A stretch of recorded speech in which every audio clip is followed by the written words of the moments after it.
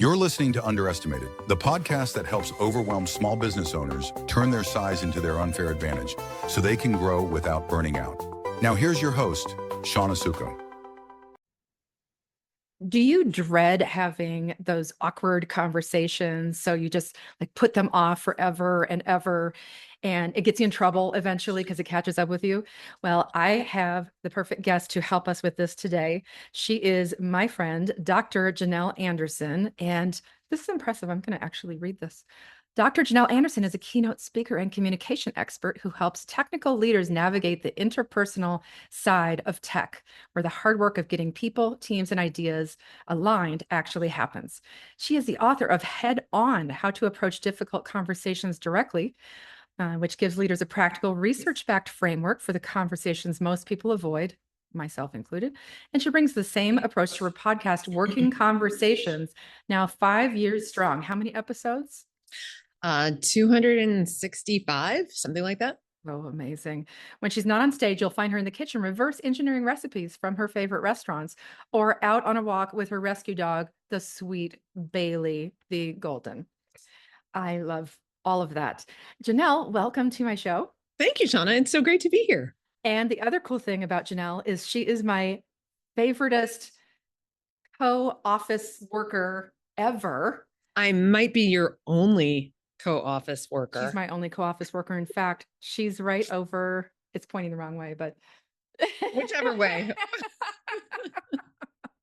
She's right next to me. And we're in our studio, which is so cool. But Janel, I've heard her in meetings, on calls. I've heard her doing her webinars. She does speaking all the time. On one of the subjects she speaks on is this difficult conversations thing. And she's so good at it. And I'm so bad at it that I knew I had to have her on the podcast, because if I feel this way, I'm sure there are others. And if you're listening to this episode, you are one of my people, because you probably feel the same way. So Janel, I thought what we could do today is start off talking about maybe some types of difficult conversations, but then I would love to get into some role playing, because I think the whole hands-on thing is the best way for a lot of people to learn. Like, we hear how you handle it so wonderfully. Is that okay? Absolutely. Absolutely. But can we start with, how do you know if you have to have a difficult conversation? Because you said you tend to avoid them. Mm-hmm. And I think a lot of people do. And that's a question I got recently from somebody in an audience where I was giving a talk, and they wanted to know, how do I know if it's time? And what she said is that sometimes she waits too long to have the difficult conversation, and then it's gotten to be a bigger deal. So are you okay if we start there? I would love to start there. It's perfect. Okay. Well, how you know if it's time, or if it's maybe a little past time, is if you keep thinking about that situation over and over in lots of situations. Like, maybe you're driving to work or driving to the grocery store and you keep thinking about it, or you're in the shower, or someplace where you should just have like dead air in your head and have those creative juices flowing. But instead you're replaying the situation or thinking about, having that conversation. Or maybe if you are, and I do tend to be a bit of a ruminator and a perseverator. So if it's 3:00 in the morning and something's up for me, I'm thinking about that thing at 3:00 in the morning. And so if it starts popping up in those different avenues of your life, then it's time. It might even be a little past time to have that conversation. I need to get you a gold star. I need to first go purchase some gold stars, and then I need to give you a gold star for using the word perseverate. It's one of my favorites. Is it really? Yes. How did we not already know that about each other? How did we not know that? I don't know.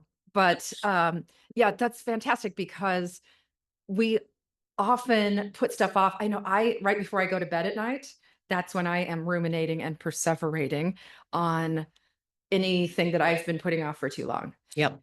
So that's how you know when it's time. That's a great place to start. So I thought what we could do is talk about maybe 3 different scenarios that a small business owner might face with different types of challenging conversations. There is, of course, the upset customer, and how do you handle that? Especially, if you're a small business owner, you are very passionate about what it is that you do or what it is that you sell. And if somebody's kind of insulting that, it can make you feel very defensive. Yeah. I mean, Yeah. as a speaker, yeah, I don't like when somebody, well, I don't think it's ever happened. Has that ever happened to you, or anybody had anything negative to say about you Oh, ever? never, never. Never. So if it does happen, I would like to be prepared. And then uh, an employee having to maybe give feedback to an employee. And then the third one is a vendor who's maybe falling short of expectations. All right, definitely. Let's dive into those. And there's one thing that's common across all three of them. And in my book, which you mentioned, Head On, How to Approach Difficult Conversations Oh, could I Directly. have that? In fact, sure, let me give you a copy. Seriously, we are in the same space. That. So in the book, I give a 5-part model. In part 1, and this has to do with what you mentioned about like being passionate about something. Sometimes you might be passionate about it. Sometimes you might be like, oh, really? Do I have to have this conversation? Maybe with the employee again? We've already talked about this 13 times. Do we really need to have the 14th conversation about it? So sometimes we come into a conversation emotionally charged, and not in a good way, not in a way that's going to promote a resolution or an effective solution. And so the very first piece of the 5-part model that I teach is about emotional regulation, your own emotions, and getting yourself emotionally in check before you have that conversation. And sometimes it has everything to do with the conversation that you're about to have. Like, let's say it's with the vendor and you're very frustrated with the vendor because a batch of your products couldn't make it to market because you had a bad part from that vendor. And so there's all this other stuff that goes along with it. And if your mind is clouded with that, frustration and anger and so on, the conversation just isn't going to go well. So you need to be able to set that aside. Now, it doesn't necessarily mean that you're forgetting about it or anything, but just don't drag that into the conversation. Or if it's the conversation with the employee that you've already had a dozen times, set aside those dozen times and just think to yourself, you know what? This time it's going to be different. And I'm just going to leave all of that on the sidelines, walk into this conversation free and clear from that. And we're having a brand new conversation. This isn't the 13th or 14th version of that. This is a brand new conversation. And it takes some personal work to be able to do that emotional regulation, because sometimes, not just sometimes, a lot of times, what precipitates a difficult conversation has gotten us upset in the first place. And anxious Mm-hmm. about even having the conversation. Frustrated. Yeah. All the things. We're feeling all the feels. So we need to be able to set all of those emotions that are not in service to a resolution aside for the moment. So that's across the board in all three of those situations. And you bring up, and maybe you're going to get to this, but the timing. So you need to have the talk. What is the best timing for that? I know one thing, it's not in the heat of the moment when the thing has gone wrong. The customer, we'll get to that with the customer, but if you have to have a conversation with an employee, what do you recommend? Yeah. So with an employee, I recommend doing it first thing in the day, because otherwise you will put it off for the rest of the day.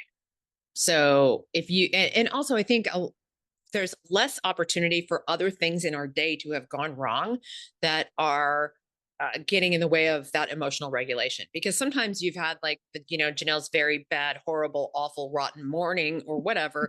And then if I have to have a difficult conversation on top of all of those other things that have gone wrong that day, then those things maybe have nothing to do with the conversation I'm about to go have, but they are infiltrating my emotional state. So the earlier in the day you have the difficult conversation, the less likely you have other stuff in your space. That's a really good point. And then same for the person who's receiving the information. Yeah. Yeah. It's just like if you are having a fight with your significant other on vacation, you don't want to wait till the last day of vacation, because it's probably going to ruin your vacation. And especially if they aren't aware that anything's wrong. Oh, that's the worst, because then you're like, they're having a good time. Exactly. And you think about it, it's like you're dragging this awful thing around with you the whole time because it's clouding your experience of everything. So Yeah. First thing in the day, always best if you can swing it. Okay. So you talked about the first part of your 5-part framework. Mm-hmm. Please insert those at any time when it makes sense to go to the second one, and so forth as we go along with this. But let's talk about, okay, you need to have the conversation with the employee. What are some tricks, tips to just kick that off? All right. So the most important thing, no matter who you're talking to, is we just talked about managing our own emotions. We also want to, and this is step 2 of the model, we want to make sure that we're teeing up the conversation in a way that doesn't automatically make the person feel defensive right out of the gate. And we human beings, if we feel threatened, we immediately get defensive. We don't even have a choice in the matter. It goes threat, defensiveness. And that's just our brains trying to keep our bodies alive. That's just how we're wired. So we want to make sure that we're really intentional about the very first words that we say so that they don't make somebody feel defensive. So, the proverbial, we need to talk, is a terrible way to start a difficult conversation. Or its workplace equivalent, which is like, step into my office and close the door. And close the door. Yeah. What about, why are you such a dumbass? Is that recommended? No? Should I avoid that? Yeah, you should really avoid that. Yeah. Is it ever appropriate? I mean, maybe in your personal life, but not okay, at good. work. Thank you. I can keep just it. not at work. Okay. That's the voice that I talk about, that voice a lot. That's the voice that's in your head that's supposed to stay in your head. Oh, I did And sometimes not I know. remind people they need to tuck that in. It's like, it's like your shirt came untucked. You just need to tuck that in. Tuck that in. I love that. Okay, please continue. Okay. So first of all, we want to just make sure we're intentionally choosing our first words, our opening lines, such that they are not automatically going to make the person defensive. So, and I recommend starting with a set of facts. And the very first fact could be hyperbole or an exaggeration or an opinion. So it might be, let's say you've got the employee who keeps missing deadlines, or do we want to talk about maybe more a customer service role, like they're front desk and they're late to work? And Sure. Yeah. Okay. This is one of my favorite examples to use, but so let's say you've got a person who works the front desk, whether that's in person or answering the phones, and they need to be answering the phone at, let's say, what time does the business open? 8 o'clock. 8 o'clock. Okay. So they need to be there in their seat, whether that's a work from home situation or a work on site situation. They need to be there logged in and ready to take calls at 8 o'clock. And let's say for a couple of times, maybe 2-3 times in the last couple of weeks, that didn't happen. They weren't logged in. And the first time, you always give yourself and the other person some grace. Oh, they were only 2 or 3 minutes late, and it usually doesn't happen. So I'm going to let that go. Second time, okay, now it's the third time. Okay, now we really need to address this. So now we're going to address this. We're going to catch them early in the day, ideally before the phones start ringing. So we want to maybe, if they're there 5-10 minutes early, and really all we need is 5-10 minutes. These don't have to be long conversations. So how we would start the conversation is, hey, obviously phones start ringing every day at 8 o'clock. And the person's going to be like, yeah. And so long as they're agreeing with whatever that first premise is that you mentioned, then they're not defensive, because our brains by nature do not feel threatened when we are in a state of agreement. It could be if this is like peer-to-peer or even managing up, you could say something like, this project is a nightmare. And, if it's been a challenging project, even though like nightmare is pure hyperbole, but if you say this project is a nightmare, the person's going to do probably what you just did, which is you nod along like, okay, they're in agreement. Okay. Now, if I say phones start ringing at 8 o'clock, and the person goes, yep. And then I say 3 times in the last 2 weeks. And here's where I'm going to use a little bit of nuance. I might say, you weren't logged in. And I wouldn't put the emphasis on you. I might put the emphasis on you weren't logged in. And the word in the sentence. yeah, Gotcha. because if I put the emphasis on you, You. then it's going to start feeling more like blame. Yeah. And you're at fault. Yeah. But if I put the emphasis on logged in, you weren't logged in. That's really it nuances. totally changes the dynamic. Yeah. Yeah. So now it's about being logged in. It's not about like, I was late. Yeah. It's about, logged in. Yeah, you got to be logged in. And then I want to maybe layer on any additional facts if there's any other sort of fact-based information. And I really want to land on the organizational impact. Okay. And so the organizational impact would be when our calls are rolling to voicemail during business hours, our company's reputation for excellent customer service is on the line. So now I brought it back to like the big why. This is the impact of that behavior. The organizational impact is it's going to damage our customer service reputation. It's not about you being late. It's about our customer service reputation. Mm. And then the person is more likely to be in a problem-solving mode as opposed to feeling blamed. The minute we feel blamed, that's a threat. And now we're going to get defensive. And I'm going to give you 16 justifications about why it was perfectly appropriate that I was late on those 3 days. And then it's going to turn into a conversation about that as opposed to a conversation about solutions.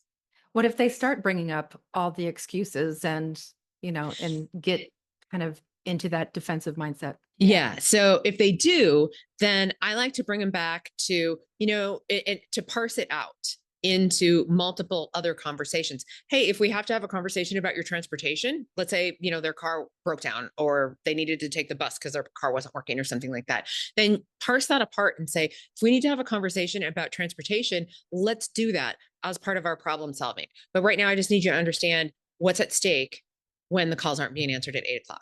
Okay. And you just keep bringing it back to just the problem at hand. And again, because sometimes people are going to I call these kitchen sink conversations, because sometimes people will throw everything and the kitchen sink into the space. And you're like, that might be a problem. And let's set that aside. But right now we're just going to solve this one. And then we can come back to that one.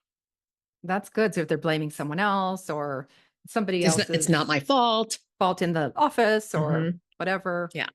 Gotcha. Okay. And after we tee that up and get to that organizational impact, then it's really the other person's turn to talk. So we can either just stop talking and move into listening mode, because the common convention is if I've stopped talking, it's now what?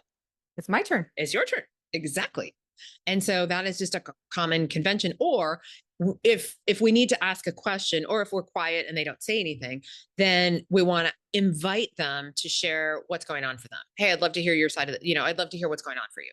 I won't call it your side of the situation, because then that puts us at, opposing sides. But hey, I'm just really curious to know what's going on for you. Yeah.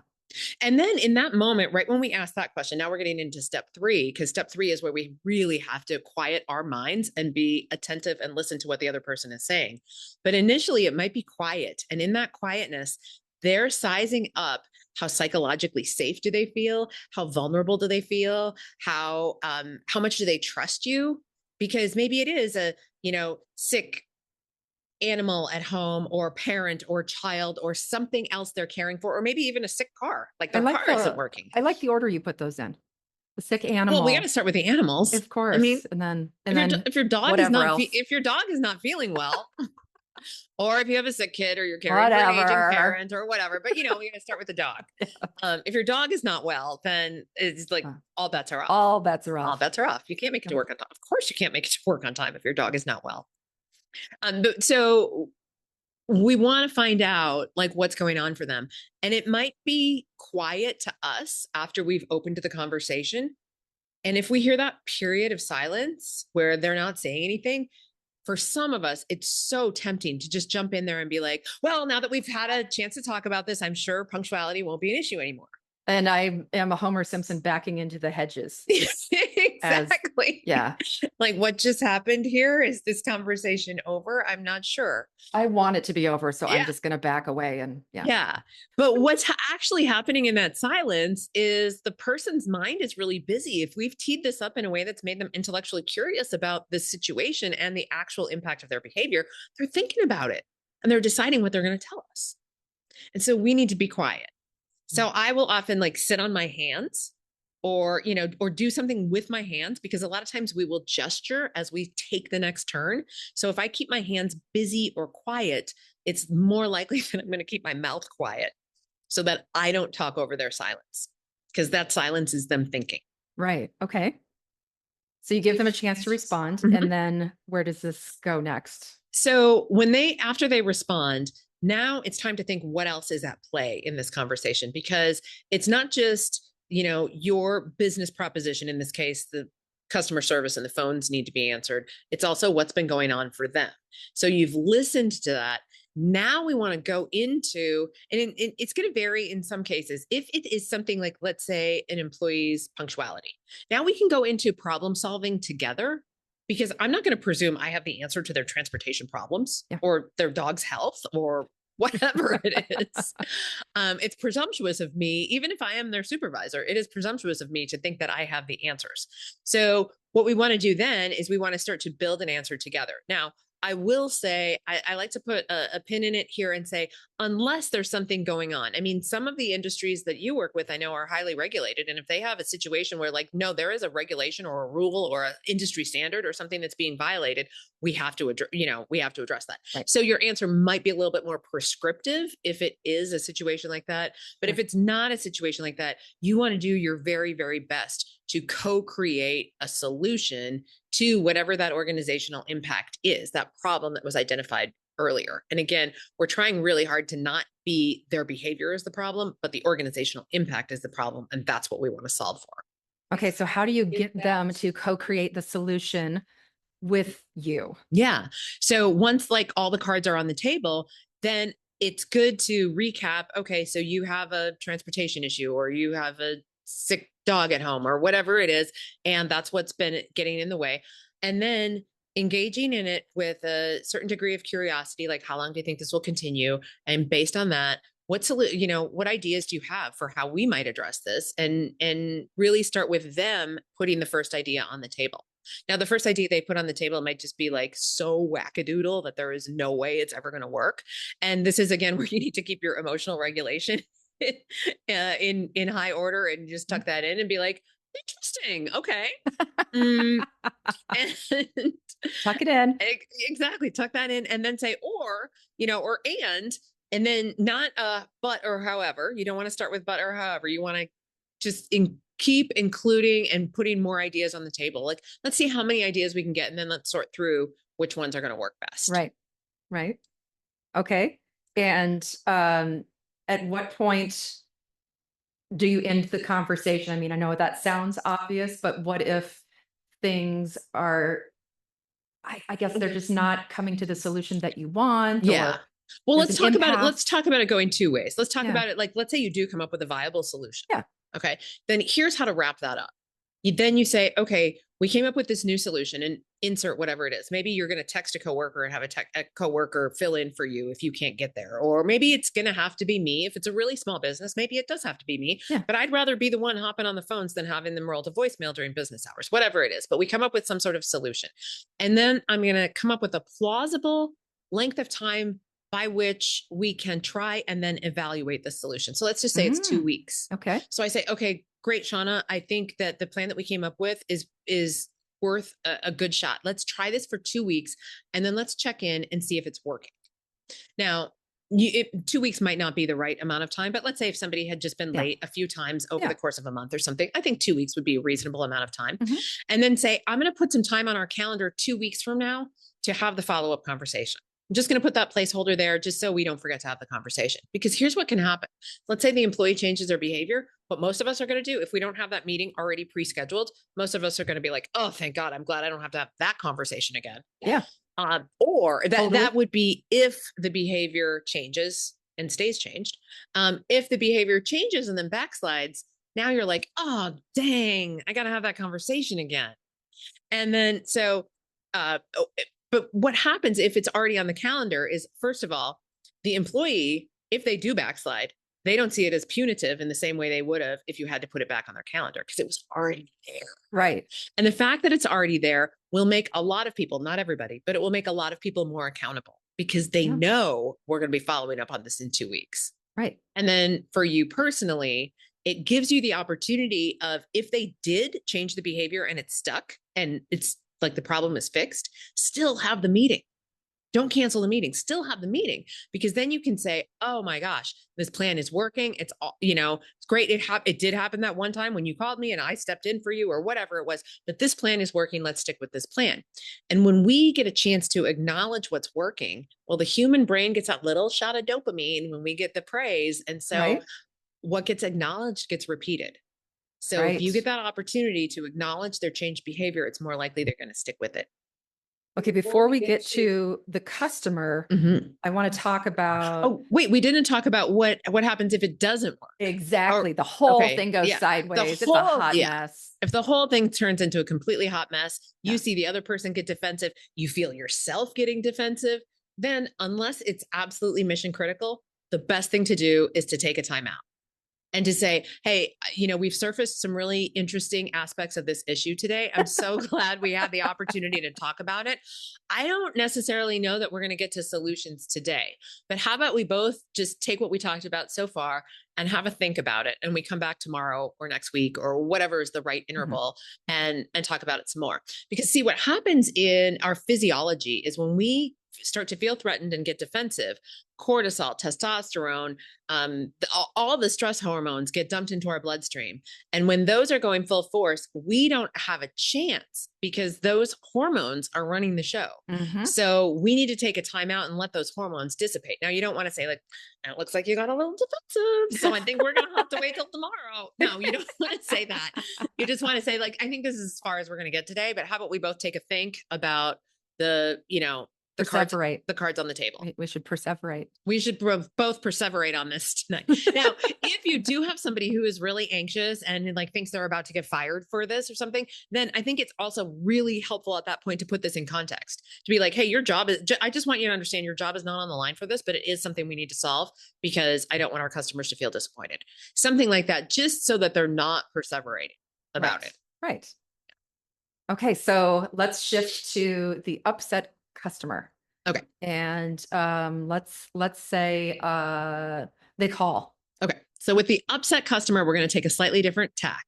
Okay. We've got our upset customer and their intensity is high. And I like to think about like intensity from low to high, and then also valence from positive to negative. So your upset customer is going to be high intensity negative. As human beings, we have these things called mirror neurons. And this is where we match the various things about the emotional states of other people. And so if I've got a customer who's way up here with their intensity and way over here with their negativity, and I ask them to calm down. Exactly. I would reach through the phone and punch you in the throat. Exactly. The only thing that's going to come from that is the person's going to get even more upset. Yeah. Okay. Yeah. Because we didn't match their intensity. So when somebody's upset, we want to match their intensity, but we don't want to go negative where they are.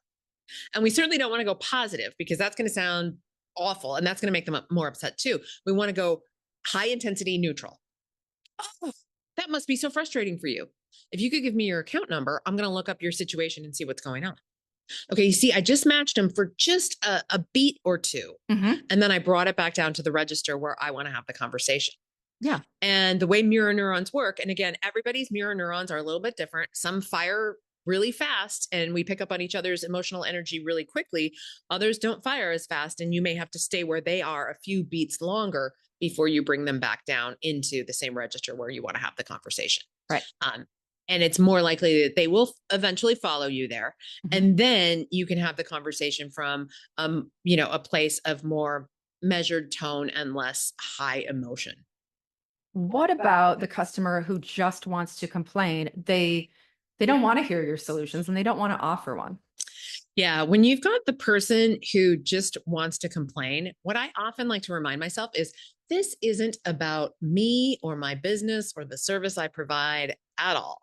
This is just this person's orientation to the world. They are a chronic complainer. Yeah. Now, I mean, if you're in a position to fire that client or fire that customer, by all means do that. But a lot of us are not in that position, and we need their business and we want their business.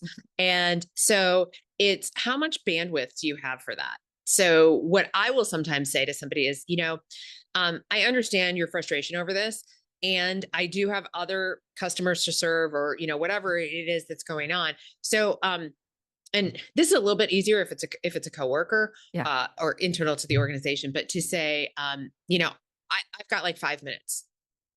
I've got 5 minutes to spend with you on this right now. And if it's bigger than that, then I'd like to schedule another time for us to talk. But I've got 5 minutes for right now. I want you to tell me all the things. And then bookend. Right. So bookend it. Can't. And I will turn my phone on and I will set a 5-minute timer. And, Nice. and put it where they can see it. So put it face up on the counter. If it's like they're standing at my customer service counter, and we're going to have that conversation for 5 minutes, and I want them to tell me all the things. And then at the end of those 5 minutes, I'm going to say, okay, I've got a minute now where I could possibly give some solutions or some ideas. And if you're not ready for that right now, that's okay too. We can have that as part of our next conversation, part of the follow-up conversation. Yeah. And sometimes you just have to ask, are you, is this a conversation where you just need to vent and feel heard? Or is this a conversation where you're looking for solutions? Yeah. Oh my gosh. Yes. And that's a really nice question for discernment. Yeah. And if the person is self-aware at all, I mean, because a lot of times with the person with the persistent complaint, they're going to keep coming back to you. And then you're going to ask them again, is this a conversation where we're going for solutions, or do you just need to vent? I just need to vent. I just need to vent. Well, if they just need to vent a bunch of times, maybe they're going to catch on to the fact that they just need to vent. But again, if their self-awareness is low, they're not going to catch that.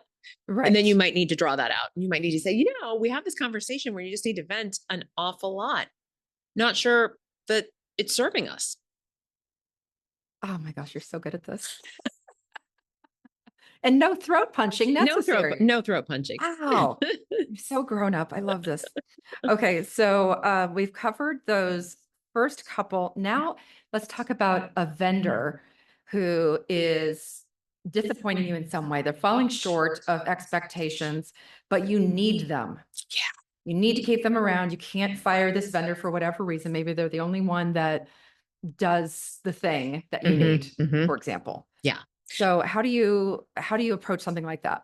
So with the vendor, I like to think of it as these facts in like an upside down triangle, where at the point of the triangle is the impact of, let's just say I'm a small manufacturer and they make a part, and precision is very important. And their part is always like 1/100th of an inch off. And my team has to use sandpaper and sand that down in order for it to fit in the mechanism to make the thing. Okay. And we've talked about it, and they swear they've gotten the spec right and changed and so on. And it just isn't. So then I would start that conversation with, again, we want to start with something that they agree with. Something like, my vendor relationship or our business relationship is very important to the viability of my business. Or maybe the viability sounds a little strong, but it's very important to me. Yeah. And they might be like, just like you did. Yeah, same. And then you're like, excellent. They're agreeing with me. They're not defensive. I love it. Right. And then you say, and it's, a really critical piece in our manufacturing process is getting the whatchamajiggy widget from you. And they're going to be like, just like you're doing. So as long as they're nodding along and agreeing with you, you know that they are not defensive. And then you might say the last 3 orders that we've received, there was a slight discrepancy in the size of the widget, and we had to do some manual work in order for it to fit into the mechanism of the thingamajiggy that we're making. And hopefully at this point, they're in a place of like cognitive curiosity instead of defensiveness. And they're probably saying like something like, God, I thought we had that fixed. Right. Because I passed that along to our manufacturing team already. I thought we had that fixed. And then you want to agree with them and you say like, I thought we did too. Yeah. And we didn't. And here's where "and" is your friend. You want to say, and we didn't, not, but we didn't. Okay. So conjunction, junction, what's your function? We remember that from Schoolhouse Rock. Love that. And connects things together. And so does but and however. But and however are conjunctive adverbs. So they connect things together, but with a descriptive property. What a lot of us will do is we'll say, yeah, but it didn't get fixed. When we use but, we're saying now the thing that comes next is different from what came before. And we have the person agreeing with us. So some part of their psyche is, before you've even said what comes after the but, they already don't agree with you. Right. And once they don't agree with you, they're in a much more amenable place for getting defensive. Right. Because now there's you've introduced a potential threat. But if you say, and I thought we had that fixed too, and it turns out we didn't, and the parts are still not working. Now they're more likely to stay in that place of cognitive curiosity and problem solving, as opposed to getting defensive about it. Where you're on the same side of the problem. Yeah. Attacking it together, solving it together, rather than opposite sides of a push-pull. Exactly. Love that. Okay. So I want to go back to your framework. So are there some other parts of the framework that you have time to delve into, the 5-part framework? Well, we pretty much hit all so the first one is just to have that emotional regulation yourself. The second one is to start from a place of agreement and build that fact set to the organizational impact. The third one is to really be present and listen.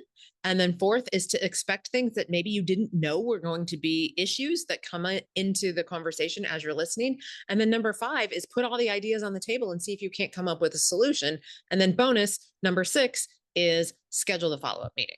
So that's the 5-step model right there. I love the follow-up meeting. I don't know that I've ever heard that particular tip before. That is critical. Yeah.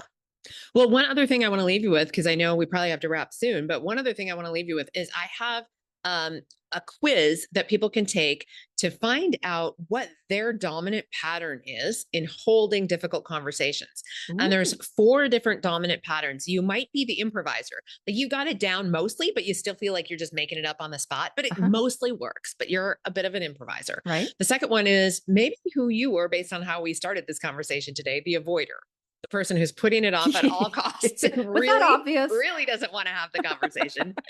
The third one is the escalator, where the other person's emotional state, if the other person gets even a little bit defensive or a little bit upset, they up the stakes really high, really quickly. It escalates really quickly. And then the fourth one is like the deflector, who's like, oh yeah, this is not that much of a problem. Really, I just kind of thought I maybe sort of wanted to bring it up. So anyway, I have a really quick and fun quiz that will tell you which one of those 4 patterns you have, and then give some follow-up information on what to do about it. That is so cool. And so I'll put that in the show notes. Is it easy to say like where you can find it, or? Yeah, let's put it in the show notes. It's janelanderson.com/hard-conversations-quiz. So not super easy, but we will put that in the show notes so people can go and take that quiz. And then lastly, the most important question of all, I already know the answer: dogs or cats? Oh, dogs. What is that other species you mentioned? I don't know them. Cat, something like that. I don't know. I don't know. Cats belong in yoga, cat-cow pose. That's all. That's where the cats belong. Yeah, they belong other places too, just not in homes with people or dogs. So anyway. I'm with you. Thank you, Dr. Janel Anderson. And thanks for sharing all of your expertise. I feel better armed to have my next critical, crucial conversation. And I hope it's not with you, because you are a great office mate. Likewise.